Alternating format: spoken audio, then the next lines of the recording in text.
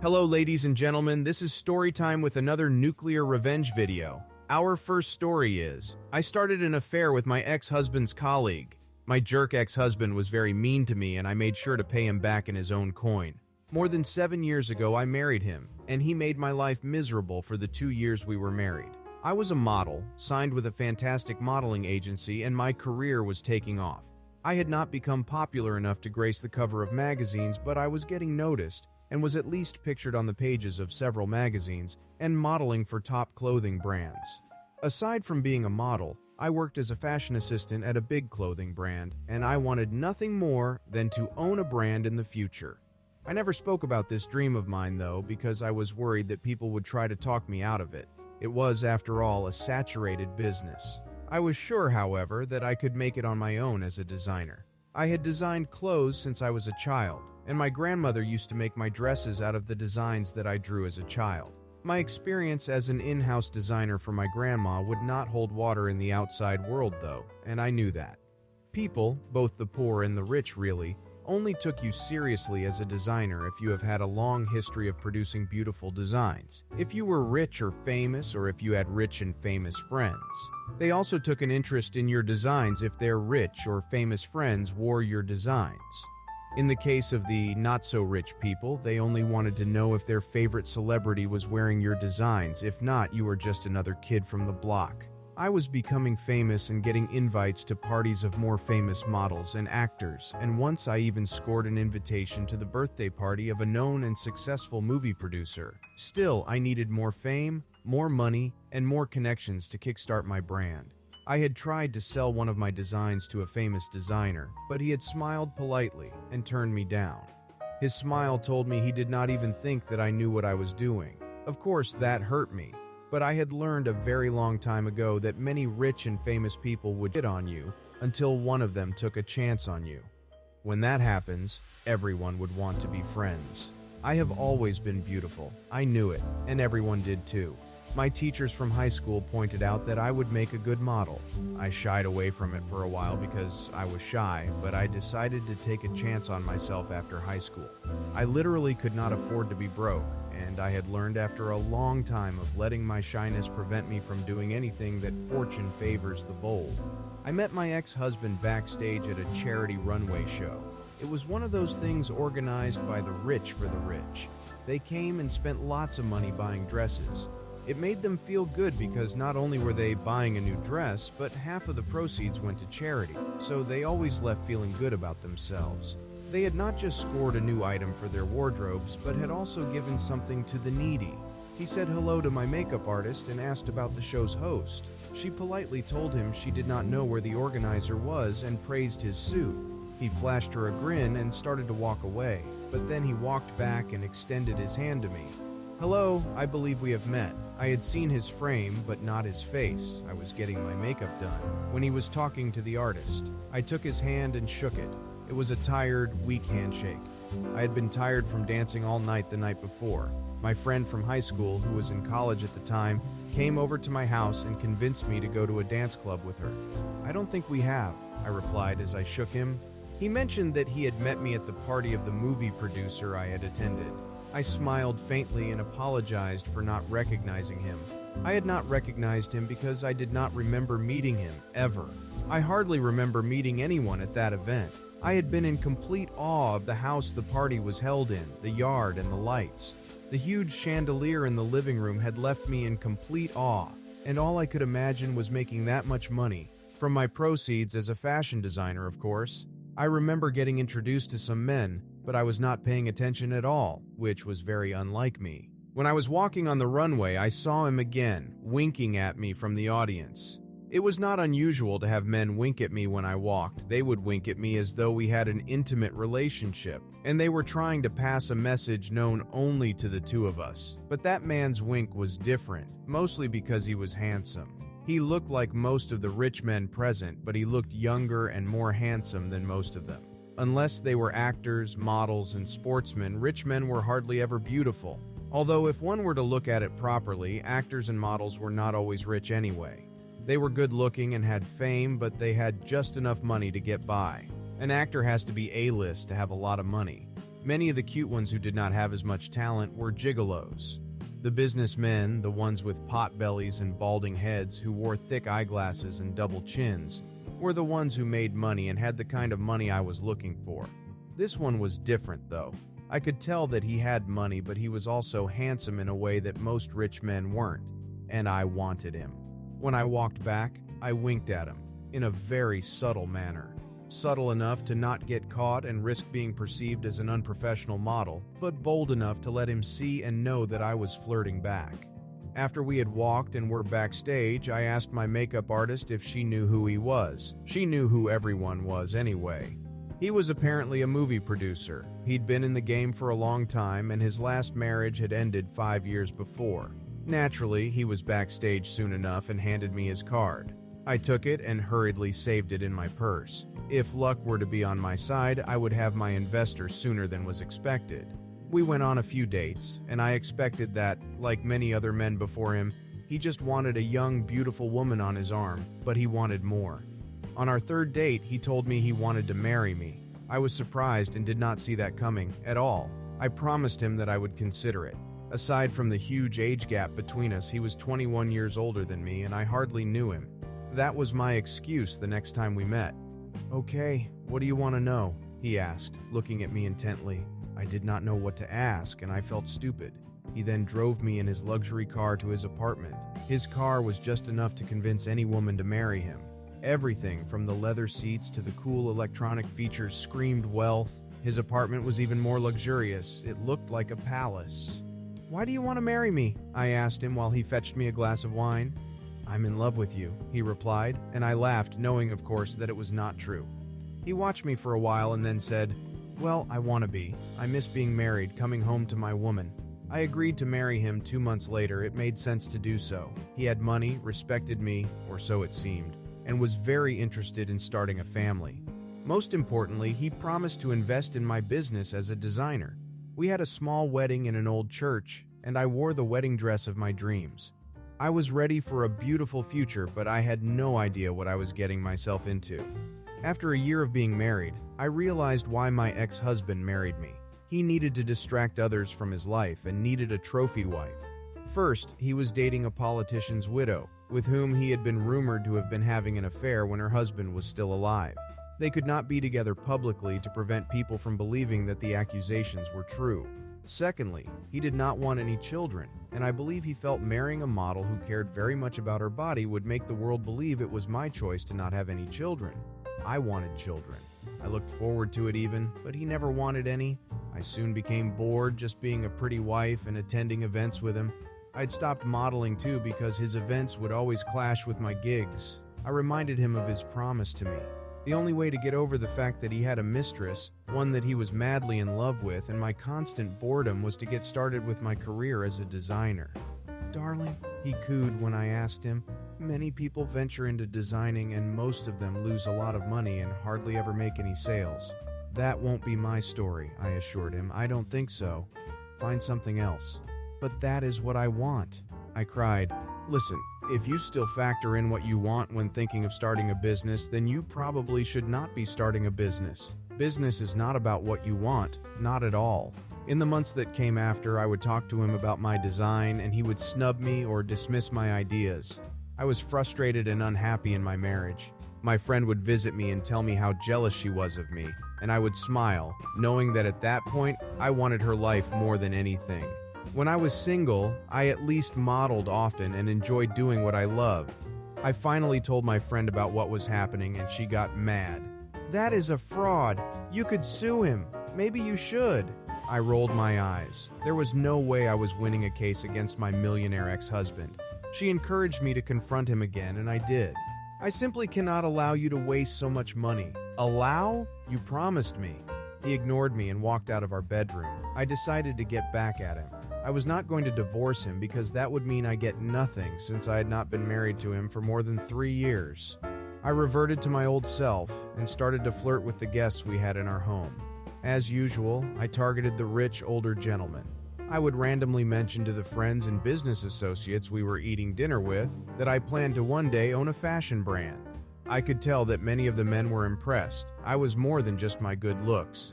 My ex-husband was so egotistical that he enjoyed it when I talked about those big plans. He liked the admiration on the faces of everyone, but he never wanted to support me. My dreams were an inconvenience to him. I soon came up with a plan to seduce one of his colleagues in the business, another movie producer. I chose him because he was a bit younger than my ex and also because he was single. I started by asking him if I could act in one of his movies. He smiled and asked if I was an actress too.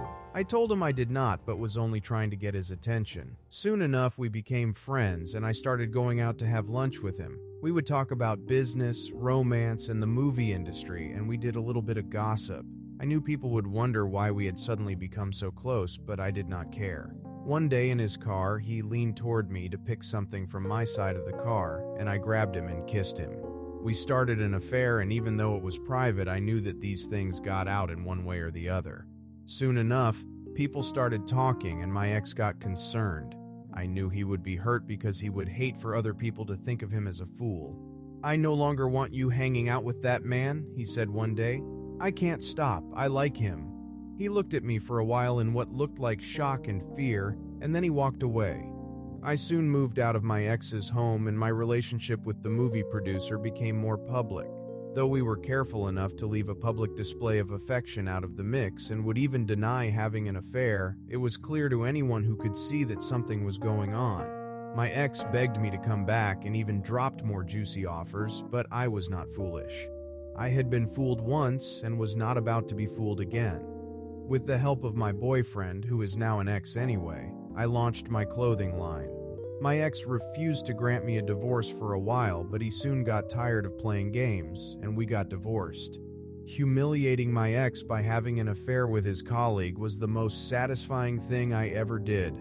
Our next story is, my aunt learns about family values. If you're a parent, you'll understand the feeling of protectiveness over your children. It's just something you can't compare to anything else. Nothing, absolutely nothing feels quite like it. Of course, there are exceptions to the rule, but the average parent would go to unbelievable extents for their child, like that woman who pulled her car to prevent it from falling off a cliff to save her child.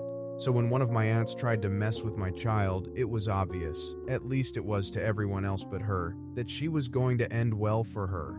Before I get ahead of myself, though, you need to understand just how much my dear Aunt Julia messed up and why she had to be dealt with. Aunt Julia and I were never exactly what you'd call friends. If she wasn't my mom's sister, there was no way I would ever be in her company willingly. I'm serious about this. You could actually try to bribe me to spend time with her, and I'd still say no. That's how bad my relationship with her was. Honestly, I don't even know why she didn't like me or I didn't like her. Wait, scratch that. I remember when I started not to like her. It was as a result of her nastiness, no surprise, but for the life of me I couldn't get why she just absolutely hated me. My mother has always, and still continues to, give excuses for her sister. I bet she was lucky to see the good side of Aunt Julia. Me? I wasn't so lucky. My very first memory of her was unpleasant, and she has done absolutely nothing in the 38 years of my life to make me reconsider my opinion of her. When I was 5 years old, my parents thought it would be a good idea for me to spend time with Aunt Julia. They wanted to have a second honeymoon in Hawaii. Why? Well, my dad had claimed that he had always wanted to take my mom to Hawaii for their honeymoon. However, when they had gotten married, he wasn't able to afford it at the time, so when they were finally able to afford the trip, they decided to make it. My mom had suggested they bring me along, but my dad had suggested I stay at her sister's instead. It was only going to be a week, and they trusted Aunt Julia to take care of me. What happened next was so traumatizing, it defined how I would see Aunt Julia for the rest of my life. At first, everything seemed okay. My parents dropped me off, and my mom kept giving instructions on what I could eat, what I was to do during the day, stuff like that. Aunt Julia kept telling her she knew how to take care of children and everything was going to be fine. When my parents were satisfied that everything was okay, they left for their trip. Immediate they were gone, caring Aunt Julia was gone and was replaced by a monster. If neglect was a person, that was Aunt Julia. She apparently had a date with some unlucky guy that very afternoon, so instead of feeding me or playing with me, she literally locked me up in my room with a jar of peanut butter and a spoon, and she went out. Yep, you heard that right.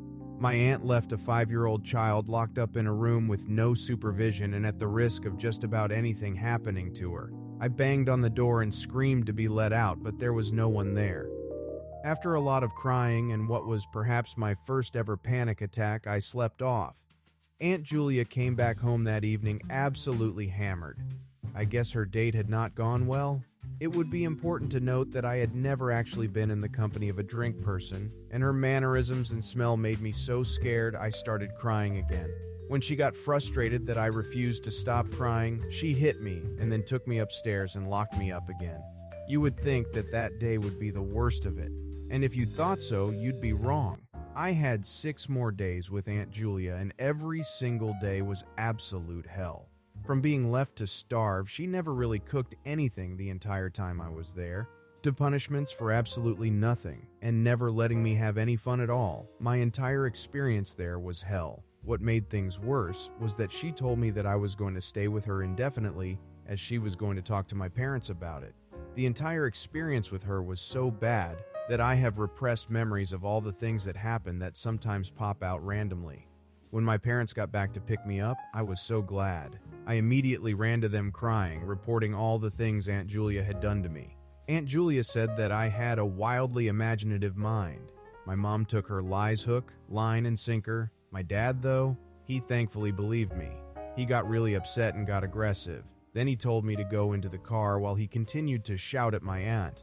As I left, I heard him say something about my aunt lawyering up. 15 minutes later, my parents got into the car. My dad was still visibly upset, but so was my mom. Apparently, she was mad at him. The entire ride home, she kept talking about how he had not conducted himself well and how he had been too aggressive with her sister. When my dad asked her if she thought I was lying, though, she looked back at me and wisely kept quiet. Still, it was obvious that she was still very mad at him.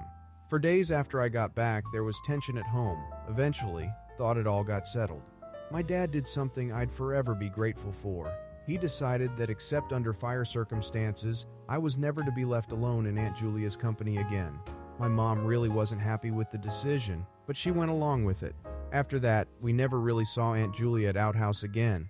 We did see her at family get-togethers, and sometimes my mom would take me alone when going to visit her. Whenever I say her, though, I always made sure to hide and not be in her presence for too long. As people tend to do, I grew up, I went to college, graduated, got a job, met the love of my life, and I got engaged. One of the things I had to worry about, apart from the tons of things I had to deal with and prepare for as the bride was dealing with and managing my Aunt Julia, at first I had decided not to even invite to the wedding at all, but that seemed to upset my mom a lot, and so I had to invite her to the wedding, but I still wasn't happy. I just knew she was going to try and start something, and I really didn't want to deal with her. So I vaguely signed my mother as her chaperone of sorts to make sure she didn't mess things up. My mom laughed and said I was just exaggerating and there was no cause for concern, and why was I being so paranoid? I insisted on it though, and she agreed. However, on the day of the wedding, my mom neglected this duty. At the church, she was too busy talking to friends family that she must have forgotten our arrangement. As I was walked down the aisle by my father, the moment I saw my mom and couldn't see my aunt, I just knew something wasn't right. I quickly scanned the church for her, but I still couldn't find her. Perhaps she had decided not to show up. If that was the case, then boy was I lucky. Still, I was a bit worried. When the officiating priest asked if there was anyone opposed to the marriage, I somehow already knew that that was when she was going to speak up, but I still was absolutely shocked that she did. As I heard her shrill voice shout how I didn't deserve my husband from the back of the church, all I wanted to do was run down the aisle to her, tackle her, and pummel her face till her face got restructured. Instead, what I did was look right at my mother with as much anger as I could muster, look back at the priest, and pass out. When I came to, my parents were standing over me, looking worried while my husband to be attended to me. Apparently, my aunt had claimed that she was just joking, and she has been promptly escorted out of the church. As usual, my mother was trying to find a way to excuse her behavior and all. I looked her right in the eye and told her that there was absolutely no way I was ever letting that woman into my life, and the fact that my mom kept defending her was just sickening. It was at this point that my mom fell silent. The priest asked if we would like to continue with the ceremony, and I said yes. In another 30 minutes, I was giving my vows to the love of my life. It didn't matter that my wedding has almost been ruined. It didn't matter that I was still upset with my mom. It didn't matter that my makeup had been messed up and I looked as little weird. all that mattered was my husband. I was very serious about not ever being in the company of my aunt again. Every family event I knew she was going to, I avoided. And when I had my beautiful daughter Candace, she wasn't there for the christening. My mom pleaded and begged to give her a second chance, but I really wasn't interested at all. My daughter was never going to be with someone who was so evil. I remembered how I felt all those years ago when I had to spend a week with her. There was no way I was ever going to let my daughter experience that.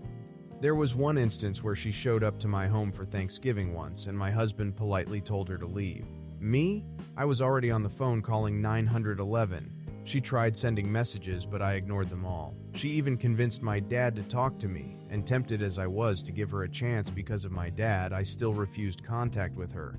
And so days, months, and years passed. Candace grew before our very eyes, and soon she was in middle school. She was a very brilliant student, and my husband and I were so proud of her. She also was a talented artist, and her hyper-realism paintings were absolutely phenomenal, so we supported her a lot. My husband calls her his little Picasso. It was always awesome to see her face light up when she finished with a piece, which sometimes took months, and we were all really excited. In fact, we had contacted an art gallery about displaying some of her work, and we were already discussing art school, if that was what she wanted. Me, personally, I was of the opinion that college was a better option, but my husband and I agreed to support her no matter what decision she made. Then the rumors started spreading. Someone, it seemed, was spreading misinformation about my daughter online. There was all sorts from rumors that she was paying someone else to paint for her and passing it off as her one, to lies about her being an arsonist. We took it very seriously and immediately tried to find out who. The last thing I wanted was for my daughter to get cyberbullied or something. Eventually, I found out the source of the posts, and it was my aunt who, it seemed, was so jealous that she couldn't hurt my daughter the way she did to me that she decided she'd try online. My husband thought it would be best to sue her for defamation and cyberbullying, but I had a better idea. If she wanted to mess with me and my family, then she was going to get what was coming. The first thing I did was hire a private investigator. I needed dirt on Aunt Julia, serious dirt. So my PI tailed her for weeks and reported back to me. Apart from being the kind of jerk who doesn't return her shopping cart, it turns out that my dear aunt was also a big fan of good old cocaine. I guess she needed a little something extra to help power her evil. Now, I'm no lawyer, but I'm pretty sure that the white powder my aunt seems so fond of is illegal in the US, and just about everywhere else too. So I let my husband start with the lawsuit against my aunt concerning my daughter first. I knew that at the most we'd probably get a little money as damages for the things she had posted, maybe also a restraining order against her. So, while the suit was still on, I decided to drop the evidence I had collected through the PI to my friend who was a police officer. He moved swiftly, and she was soon arrested for possession and use of cocaine. Now she was facing jail time. I guess her lawyer knew there was no way she was going to get out of both the criminal charges and the civil ones, so he made her accept a plea from the prosecutor. A reduced sentence in return for giving info that would lead to the arrest of her supplier. Now, as much as I would have wanted her to spend as long as possible in prison, I still regarded it as a win, and it also helped that we also got the restraining order and damages from the civil case. Now, she was the one Price talked about at family dinners, and none of them knows till this day that I was the one responsible for putting her away. My mom continues to visit and support her sister in prison, which is fair enough, honestly. I just hope Aunt Julia gets the message and never bothers me and my family ever again when she finally gets out of prison. And with that, that's all we have for today. If you can't get enough Nuclear Revenge videos, hit the video on the left. If you want to watch my most recent video, click the video to my right.